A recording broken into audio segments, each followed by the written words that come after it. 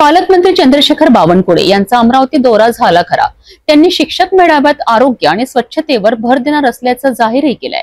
परंतु प्रत्यक्षात जिल्ह्यातील समस्या मात्र अधिक गंभीर होत चालल्या आहेत.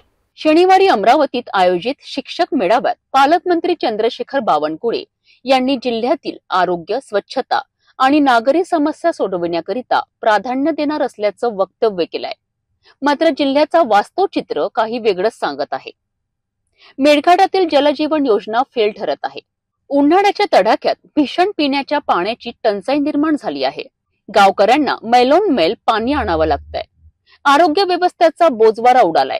काही दिवसांपूर्वी मेळघाटात गरोदर महिलेला झालेल्या मारहाणीच्या प्रकरणाने प्रशासनाची झोप उडवली होती आणि आरोग्य यंत्रणेच्या निष्क्रियतेवर प्रश्नचिन्ह निर्माण झालं.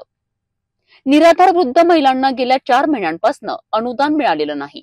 यामुळे त्या महिलांना जगण्यासाठी देखील संघर्ष करावा लागत आहे. शहरातील स्वच्छता मोहीम देखील ठप्प झाली आहे.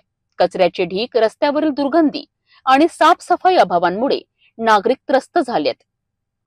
एकीकडे पालकमंत्री आदेश देत आहेत, तर दुसरीकडे विभाग त्यांची अंमलबजावणी करताना दिसत नाही.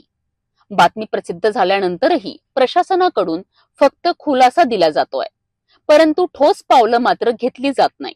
यामुळे अमरावतीच्या नागरिकांमध्ये नाराजी वाढत आहे.